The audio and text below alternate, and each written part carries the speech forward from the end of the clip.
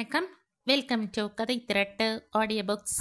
இந்த வீடியோவில் நம்ம என்ன கதை கேட்க போகிறோம்னா, எழுத்தாளர் தி ஜானகிராமன் அவர்கள் எழுதிய வேண்டாம் பூசணி சிறுகதை. நம்ம சேனலை இது வரைக்கும் சப்ஸ்கிரைப் பண்ணாதவங்க சப்ஸ்கிரைப் பண்ணுங்க. பக்கத்தில் இருக்கிற பெல் ஐக்கானை கிளிக் பண்ணி ஆல்ங்கிற ஆப்ஷனை ப்ரெஸ் பண்ணுங்க. ஹைப்புங்கிற ஆப்ஷனை கிளிக் பண்ணி இந்த வீடியோவை ஹைப் பண்ணுங்க. வாங்க கதைக்குள்ளே போகலாம்.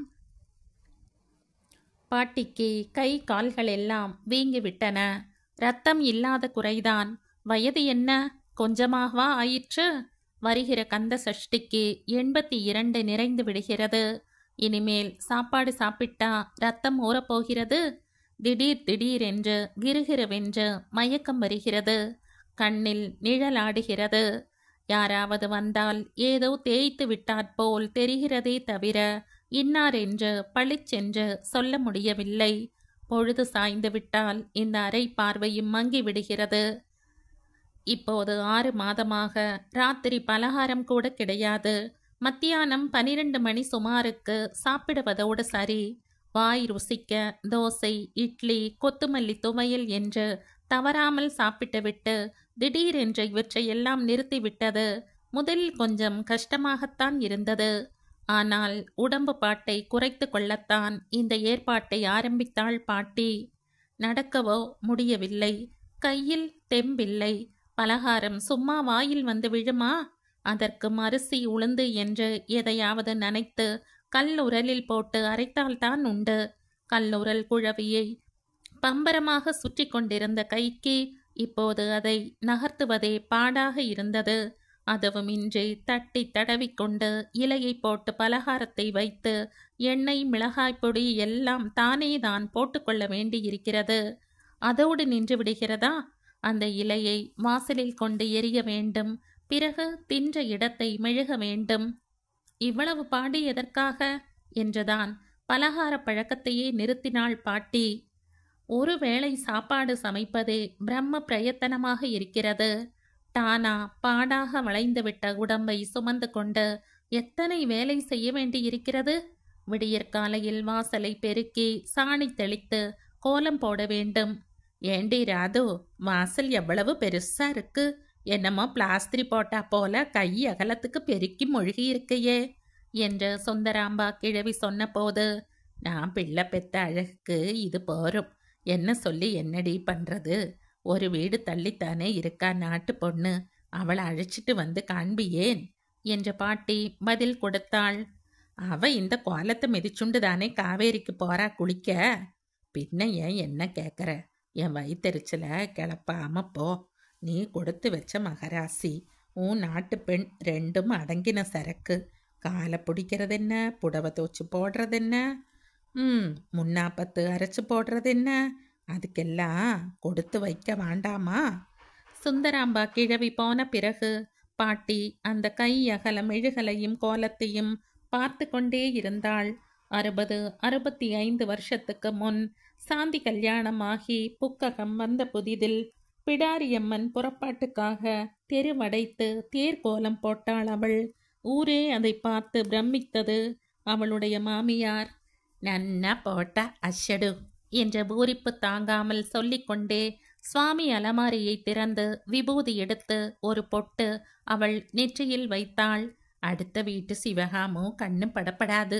சுவாமி, என் மாட்டு பொண்ணு பரம சாது என்று வேண்டிக் கொண்டாள். அவ கண்ணிலே ஆலகால விஷம் இருக்குடி அம்மா. பட்டுதோ போச்சு. தோ உயரக்க சுவத்தில் இருக்கே ராதாகிருஷ்ண படம். அது அவர் போட்டது. பரன் கட்டி அது மேல உட்கார்ந்து எழுதின்றிருந்தா. சிவகாமு வந்து, அட சித்திரம் போட்ட 6 நாள் சொல்லி ஒரு முகூர்த்தமாகல. பரன் முறிஞ்சு திடீர்னு விழுந்தது. 1 மாசம் எழுந்திருக்கல. அவ்வளவு குளுமையான கண்ணு. அப்பப்பா, இந்த காட்டு என்று ராதையின் வாயிலும் கொஞ்சம் விபூதியை போட்டாள்.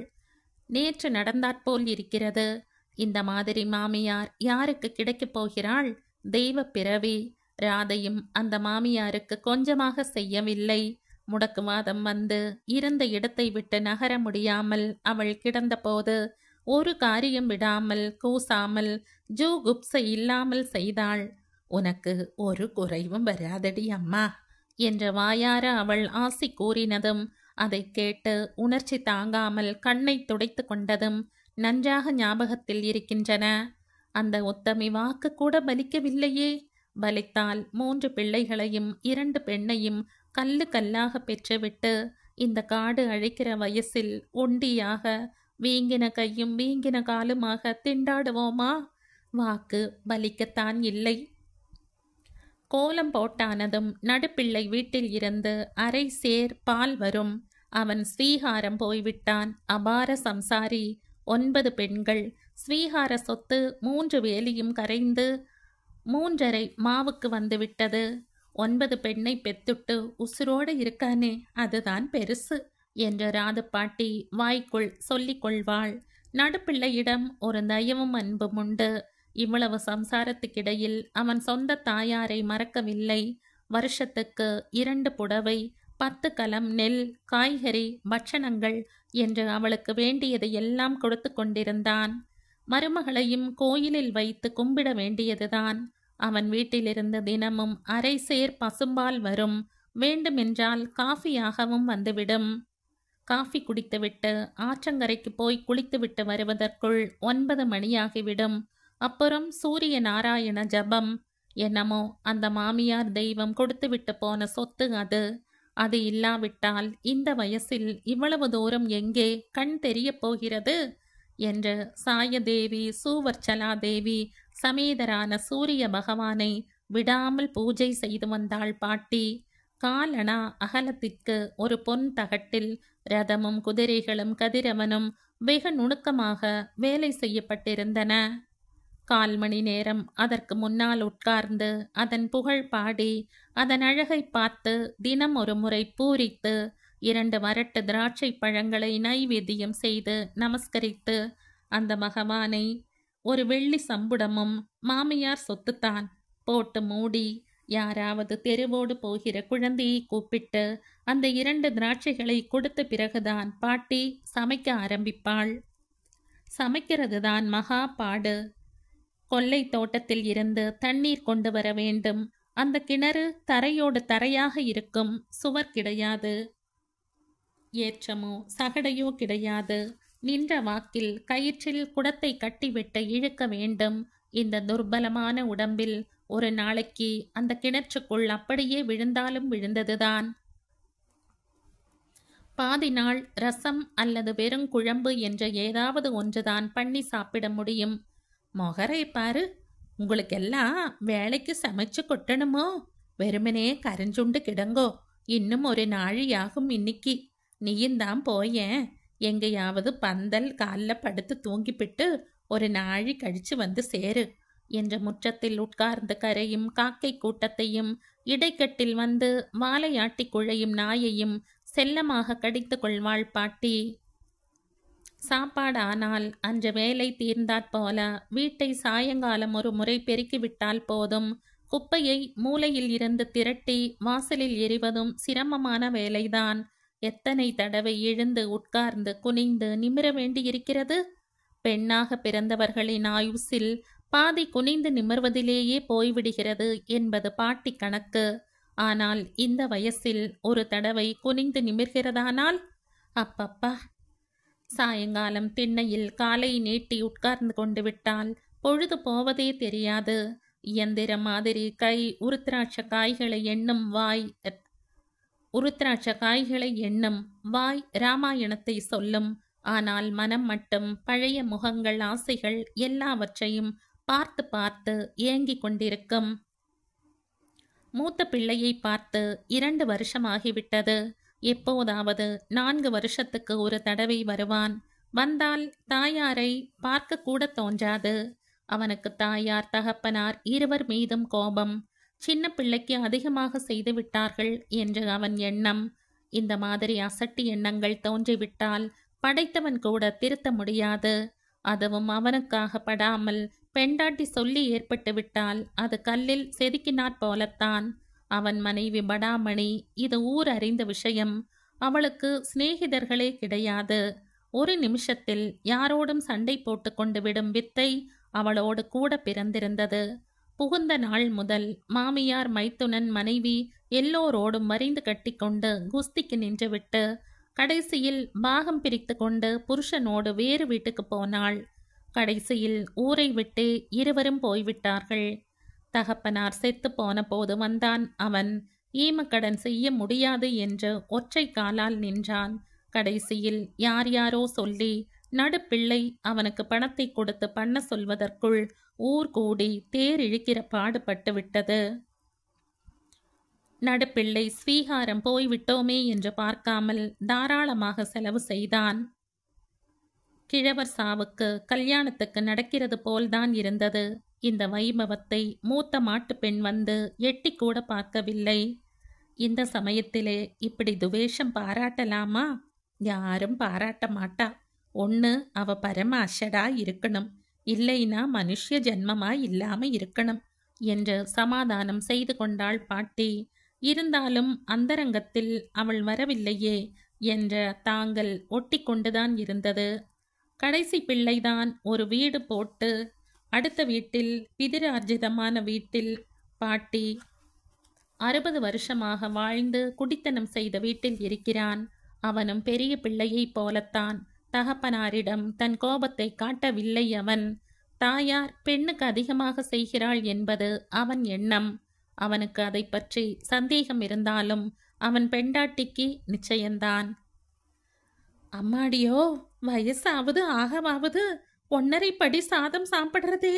இந்தாருங்கோ, உங்க அம்மாவுக்கு சாதம் என்னால போட முடியாது. ஆனாலும் இந்த மாதிரி பகாசுர தீனி திங்கிறதை பார்த்தா எனக்கு பயமா இருக்கு. குழந்தைகள்லாம் பயப்படுறது. சொல்லுங்கோ. ஆமாம், இல்லைன்னா நீங்களும் உங்க அம்மாவுமா சேர்ந்து குடித்தனம் நடத்திக்கோங்கோ.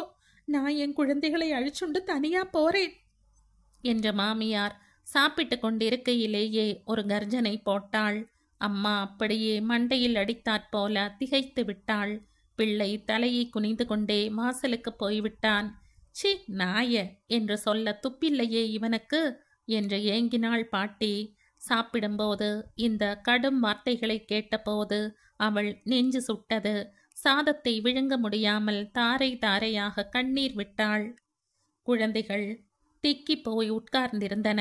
கடைசியில் மனது இருந்த எழுச்சியில் இலையை கையோடு எடுத்து செல்ல மறந்துவிட்டாள். ஏ முண்டமே, இந்த எச்சில் இலையை யார் தூக்கிண்டு போவா என்று எச்சில் இலையை எடுத்து பாட்டி தலை மீது வீசிவிட்டாள் அவள். பாட்டி வாய்விட்டு அழுது கொண்டே இலையை பொறுக்கி வாசலில் எரிந்து கையை எலம்பிவிட்டு அப்படியே நடுப்பிள்ளை வீட்டை பார்க்க ஓடிப்போய் நடந்ததை சொல்லி அழுதாள். நடுப்பிள்ளை ரவுத்காரமாக சீறிக்கொண்டு ஓடி வந்து, என் நாய, என்ன துளுத்து போச்சு கட்ட, இனிமே வாயை திறந்தியோ மூட்டை கட்டி அனுப்பிச்சிடுவேன். ஏண்டா பெண்டாட்டி ஆழ்கிறது அழகா இருக்குடா. மானங்கெட்டவனே, பேசாம உட்கார்ந்திருக்கியே, இடுப்புல 4 உத விடுறதுக்கு இல்லாம. கூறு கெட்டவனே, முதுகெலும்பில்ல உனக்கு என்று தம்பியை பார்த்து சத்தம் போட்டான். தம்பி இப்போதும் வாயை திறக்கவில்லை. தலையை குனிந்து கொண்டே உட்கார்ந்திருந்தான். இந்த மௌனத்திற்கு என்ன அர்த்தம் என்றே தெரியவில்லை. அன்று முதல் பாட்டி அந்த வீட்டில் ஒரு ஓரமாக சமைத்து சாப்பிட ஆரம்பித்தாள். ஆனால் 6 மாதத்திற்குள் அந்த வாழ்க்கையும் நாசமாக போய்விட்டது. திடீரென்று உலர்த்து இருக்கிற புடவையின் நடுவில் தானாக ஒரு கஜம் கிழிந்திருக்கும். படுக்கிற இடத்தில் ஒரு முட்டு சாணம் இறைந்து கிடக்கும்.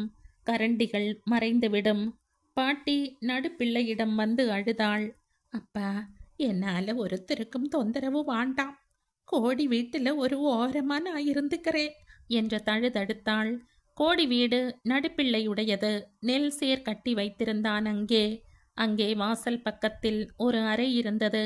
அந்த அறையை தவிர வேறு எங்கும் வெறும் திறந்த வெளிதான். தேராக 4-5 சேர் இருந்தன. அந்த வீட்டில்தான் இப்போது இருக்கிறாள் பாட்டி. 6 வருஷமாக ஒண்டியாக காலம் கழிந்து கொண்டு வருகிறது. தெய்வத்தின் வழியே அவளுக்கு புரியவில்லை. மாமியார், மாமனார், மைத்துனர்கள் எல்லோருக்கும் அவள் கொஞ்சமாகவா உழைத்தாள்? அரை மனது கால் மனது என்றில்லாமல் கபடமில்லாமல் அவள் செய்தது பகவானுக்குத்தான் தெரியும். எல்லோரிடத்திலும் நல்ல பெயர். நீ செத்த இடத்தில செங்கழு நீர் பூக்கணும் டீமா என்ற மாமனார் ஆசீர்வாதம் செய்வது வழக்கம். ஆனால் பாட்டிக்கு இதுவரை எந்த ஆசை, எந்த ஆசிர்வாதம் பலித்தது? மஞ்சளும் பூவும் ஆகப் போகப் போகிறோம் என்றுதான் மனப்பால் குடித்து கொண்டிருந்தாள். ஆனால் திடமாயிருந்த கிழவர் திடீரென்று மாரடைப்பு வந்து முந்திக் கொண்டு விட்டார். அதுவே பெரிய இடியாக இருந்தது. ஏனென்றால் நாம் தான் முன்னால் போகப் போகிறோம் என்று பாட்டிக்கு நிச்சயமாக ஒரு தீர்மானம் வேரூன்றி விட்டிருந்தது. அது எதிர்பாராத வகையில் திடீரென்று பொய்த்து போனது. பொறி கலங்க செய்தது. அதுதான் நிறைவேறவில்லை என்றால் சாதாரணமாகவாவது வாழக்கூடாதா? பாபமே வடிவெடுத்தாற்போல 2 நாட்டு பெண்கள் தின்கிற ஒரு பிடி சாதத்தை கூட பகாசுர தீனி தின்கிறது என்கிறாளே. உங்க அம்மாவோட நீங்க குடித்தனம் பண்ணிக்கோங்கோ, இல்லாட்டா என் குழந்தைகளை அழிச்சுண்டு நான் போறேன். அவனுக்கு குழந்தைகள் இல்லையா? ஐய, காது கொண்டு கேட்கவே கூசுறது. என்னமோ இப்ப அவளுக்கே வந்துடுத்து. பம்பாயில இருக்கிற பிள்ளை திரும்பி கூட பார்க்க மாட்டேங்கிறானாம். நாம் பெரியவாளுக்கு செஞ்சாத்தானே நம்ம கீழ் வாரிசுகள் நமக்கு செய்யும். அதையும் தான் என்னமா சொல்றது? இந்த கட்டை கொஞ்சமா செஞ்சுதா? இப்ப ஏன் லோல் படுறது இப்படி? பாட்டி என்னவென்னாமோ எண்ணிக்கொண்டிருப்பாள். கணகணவென்று மேற்கு கோடியில் உள்ள பெருமாள் கோயிலிலிருந்து தீப ஆராதனை மணியோசை கேட்கும். உடனே திண்ணையை விட்டு எழுந்து வாசலில் வந்து நின்று தெருவின் அந்த கோடியில் இருந்த பெருமாளை இந்த கோடியில் இருந்தே வணங்கிவிட்டு பாட்டி வாசல் கதவை தாழிட்டு கொண்டே உள்ளே சென்று விடுவாள். அன்று சாயங்காலம் கணகணவென்று கோயில் மணி ஒலித்த போது திண்ணையை விட்டு எழுந்து வந்தவளுக்கு ஏதோ கிருகிருவென்ற தலையை சுற்றுவது போல் இருந்தது. அவ்வளவுதான். மறுகணம் நடுவாசலில் மயக்கம் போட்டு மடீர் என்று விழுந்து விட்டாள். மண்டையில் நல்ல அடி. ரத்தம் சடசடவென்று கொட்டி கொண்டிருந்தது. யார் யாரோ வந்து தூக்கினார்கள். நடுப்பிள்ளை வீட்டில் கொண்டு போய் போட்டார்கள். சாணார வைத்தியன் வந்து மருந்து போட்டுவிட்டு போனான். நடுப்பிள்ளை நன்றாகத்தான் கவனித்தான். அவன் மனைவியும் ஆஸ்துமா, இழுப்பு, இரைப்பு, இருமல் ஒன்றையும் லட்சியம் செய்யாமல் இயல்புக்கு மீறிய வேகத்துடன் சுஸ்ருஷை செய்து கொண்டிருந்தாள். 2 நாள் ஆன பிறகு பாட்டியின் பெண்ணும் மாப்பிள்ளையும் வந்தார்கள் பார்க்க. 3 மைலில் கிழக்கே ஒரு கிராமம். அங்கேதான் பெண் வாழ்க்கைப்பட்டிருந்தாள். அவளும் சம்சாரிதான். 6-7 பெண்கள், 4 பிள்ளைகள், கையில் ஒரு பெண். அண்ணா, நான் அம்மாவை அழிச்சுண்டு போய் வச்சுக்கிறேன் என்றாள் பெண். நானும் அதான் சொல்லணும்னு நினைச்சேன் என்ற மாப்பிள்ளையும் கூட சேர்ந்து கொள்ளவே பாட்டி பெண்ணுடன் போவது என்று தீர்மானமாகிவிட்டது. பெண் வாழ்க்கையில் அடிபட்டவள், சம்சாரி, கெட்டிக்காரி. கையும் காலும் வீங்கி இருப்பதை பார்த்து 3-4 மாதத்துக்கு மேல் அம்மா தரிக்க மாட்டாள் நிச்சயமாக தோன்றியது. கடைசி காலத்தில் கிழவிக்கு செய்த புண்ணியமும் கிடைக்கும், 150-200 ரூபாய் பாத்திரங்களும் கிடைக்கும் என்று புள்ளி போட்டு விட்டாள். மறுநாள் அம்மா அவளுடைய வெந்நீர் தவளை, வெண்கல பானைகள், ஈய ஜோட்டி, ஈய செம்பு, சீனா சட்டி, அகப்பை கூடு, பித்தளை செம்புகள், வெண்கல டம்ளர்கள், உருளி, 1/4 பவுனில் ஒரு சிவப்புக்கல் மோதிரம் எல்லாம் ஒரு வண்டியில் ஏறி மாப்பிள்ளை வீட்டுக்கு போயின. பாட்டிக்கு கஷ்டமெல்லாம் ஒரு மாதிரியாக விடிந்து விட்டது என்று சொல்ல வேண்டும். கடைசி காலத்தில் பிள்ளை வீட்டில் இராமல் பெண் வீட்டில் இருப்பது வழக்கத்திற்கே விரோதமாகத்தான் இருக்கிறது. என்ன செய்ய முடியும்? பெண்ணாவது அழைத்து வைத்துக் கொள்கிறேன் என்று சொன்னாலே அதுவே சந்தோஷப்பட வேண்டிய விஷயம். இப்போது குனிந்து நிமிர வேண்டிய வேலை கிடையாது. தண்ணீர் இழுக்க வேண்டியதில்லை. வீடு பெருக்க வேண்டியதில்லை. உட்கார்ந்த இடத்தில் இருந்தே கறி நறுக்கி கொடுப்பாள். புளிக்கே கொட்டை எடுப்பாள். இல்லாவிட்டால் காலை நீட்டிக்கொண்டு பெண்ணின் கை குழந்தையை 2 கால் மீதும் மல்லாக்க விட்டு ஆராரோ பாடி இட்டாச்சு காட்டிக் கொண்டிருப்பாள். 6 வயதிலும் 10 வயதிலும் 2 பேத்திகள். அது 2க்கும் தினமும் இருட்டியதும் கதை சொல்ல வேண்டும். பிள்ளை வயிற்று பேரன்களைப் போல ஓசைப்படாமல் கிள்ளி விட்டு ஓடத் தெரியாது அதுகளுக்கு. பாட்டிக்கு உடம்பில் புது பலம் கூட ஊறிவிட்டது. கவலை இல்லை, எப்போதும் உற்சாகம், எப்போதும் அமைதி. கண்ணாடி மேல் ஓடுவது போல் பொழுது ஓடிற்று. ஆடி வந்தது, பிள்ளையார் சதுர்த்தி வந்தது, நவராத்திரி வந்தது, தீபாவளி, கார்த்திகை. அட, வைகுண்ட ஏகாதசி வந்து விட்டதா? நான் வந்து 8 மாசமா ஆயிட்டுது என்று ஆச்சரியத்துடன் கேட்டாள் பாட்டி. ஆனா என்னம்மா, நீ சாப்பிட்டா இங்க ஆயிட போறது? என்ற பெண் வரட்டு குரலில் அப்பா குதிருக்குள் இல்லை என்கிற மாதிரி சொல்லி வைத்தாள். என்னமோ பகவான் இன்னும் என்னை அழைச்சிக்க மாட்டேங்கிறான் என்ற பாட்டியும் பதில் சொல்லி வைத்தாள். பெண் சொன்ன பதில் அவளுக்கு அவ்வளவாக பிடிக்கவில்லை. பாத்திரத்தை எல்லாம் இவளிடம் கொடுத்துவிட்டு 2 மாதத்தில் செத்து போகலாம் என்று வந்தால் ஆயுசு நீண்டு கொண்டே போகிறதே என்று கலங்கினாள் பாட்டி. பொங்கலுக்கு 1 வாரம் இருக்கும். பாட்டி கூடத்தில் உட்கார்ந்து உருத்ராட்சத்தை எண்ணிக்கொண்டிருக்கையில் அம்மா என்ற குரல் கேட்டது. மூத்த பிள்ளையின் குரல். யாரு, நீலுவா? ஆமாம்மா, வா உட்காரு. இப்பதான் வரியா? ஆமாம். எங்க இருந்து? மாயவரத்திலிருந்து தான். அங்கதான் இருக்கியா? எத்தனை நாளா? 1 வருஷமா. என்ன வேலையோ? ஒரு செட்டியார் கடையில் கணக்கு எழுதின்னு இருக்கேன். சௌகரியமா இருக்கா ஊரு? ஏதோ இருக்கு. நான் இங்கே இருக்கேன்னு தெரியுமா? ஊருக்கு வந்து பார்த்தேன். இங்கே வந்துட்டதா சொன்னா. வந்தேன். அடுத்த திங்கக்கிழமை எனக்கு சஷ்டியப்த பூர்த்தி. ஓஹோ, தை மாசம் நாடா நீ பிறந்த? அட, 60 ஆயிட்டதா உனக்கு? ஆசீர்வாதம் பண்ணுமா, அதுக்குத்தான் வந்த. பிள்ளையின் குரல் கம்மி தழுதடுத்தது. தீர்க்காயுசா இருடாப்பா. நல்லபடியா 100 வயசு இருக்கணும். சௌக்கியமா குழந்தை குட்டிகளோட. விசாலாட்சி இருக்காளா? இருக்கா. பாட்டிக்கு பிள்ளையின் 60ஆம் கல்யாணத்தை பார்க்க ஆசைதான். ஆனால் அவன் அழைத்தால் தானே. ஆசீர்வாதத்தை மட்டும் பெற்றுக்கொண்டு போய்விட்டது. கல்யாணம்னு சாக்கு வச்சுண்டாவது அம்மாவை அழைச்சுண்டு போகணும். 4 நாள் 10 நாள் வச்சுக்கணும்னு தோணித்தா பாருமா அண்ணாவுக்கு என்ற பெண் சொன்னாள். சொன்னது உண்மைதான். ஆனால் இவ்வளவு ஸ்பஷ்டமாக இவள்தான் இதை ஏன் சொல்ல வேண்டும்? அம்மாவுக்கு வேதனை பூச்சி அரிக்கிறது போல அரித்தது. வர வர பெண்ணும் தான் போட்ட கெடுவிற்கு மேல் அம்மா பிழைப்பதை சுட்டி காட்டுவது போல பேசிக்கொண்டிருந்தாள். சூரிய நாராயண சம்புடத்திற்கு முன்னால் உட்கார்ந்து பாட்டி மனப்பூர்வமாக வேண்டிக் கொண்டாள். அப்பனே, உன் கைப்பட்டதுன்னா எவ்வளவு சீக்கிரம் எல்லாம் வாடுறது. பூமி ஜலம் எல்லாத்தையும் சுட்டு கொளுத்துறையே. என்னையும் பொசிக்கு புடையேன். ஏன் என்னை வச்சு வச்சு கொல்ற அப்பனே? அன்று மாலை தாழ்வாரத்தில் இருந்து முற்றத்தில் இறங்கும்போது கால் தடுக்கிற்று. பாட்டி இசை கேடாக விழுந்தாள். உதட்டில் முற்றத்து கருங்கல் படி ஆழமாக குத்தி இரத்தம் ஆறாக பெருகிற்று.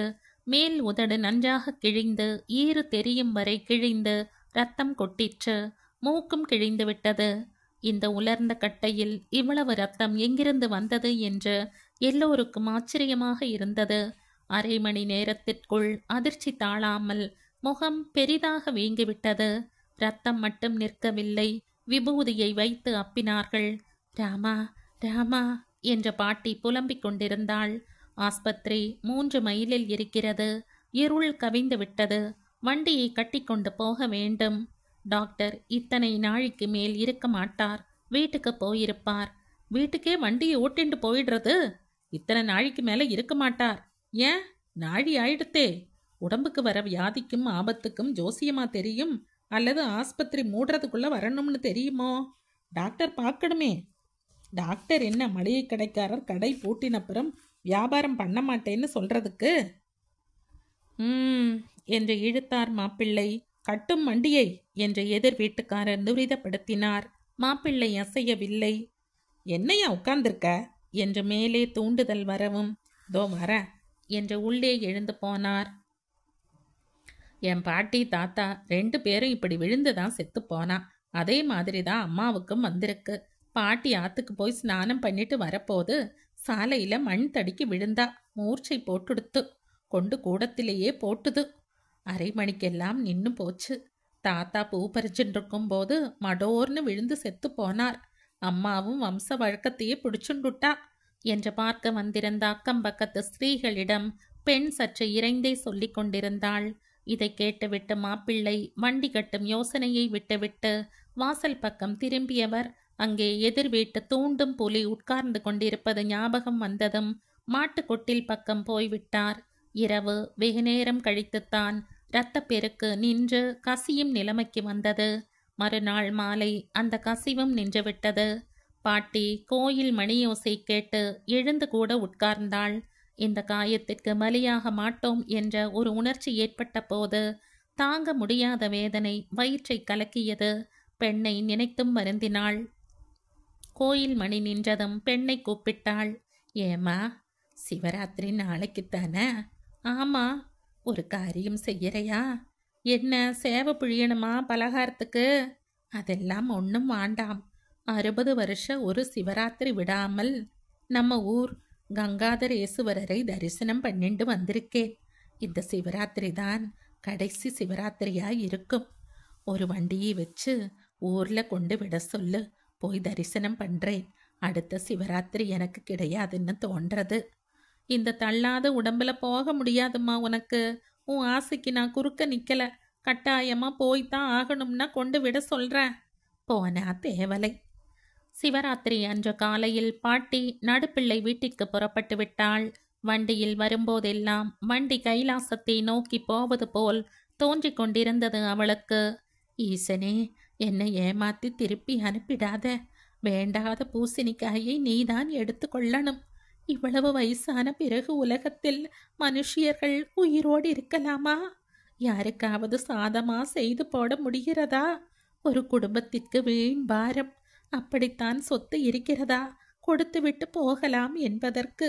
ஈசனே, உனக்கா தெரியாது என்று திருப்பி திருப்பி சொல்லி கொண்டு வந்தாள். வண்டி நடுப்பிள்ளை வீட்டு வாசலில் நின்றது.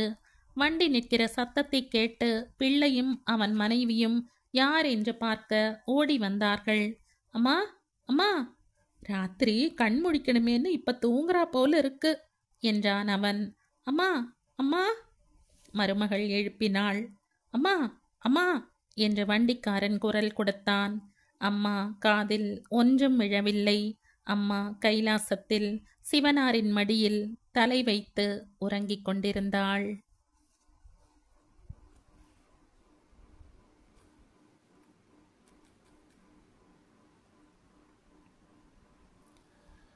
இதோடு இந்த கதை முடியுது. இந்த கதை உங்களுக்கு பிடிச்சிருந்தா லைக் பண்ணுங்க, ஷேர் பண்ணுங்க, சப்ஸ்கிரைப் பண்ணுங்க. மற்றும் ஒரு இன்ட்ரெஸ்டிங்கான கதையோட அடுத்த வீடியோவில் சந்திப்போம். பாய். தேங்க்யூ.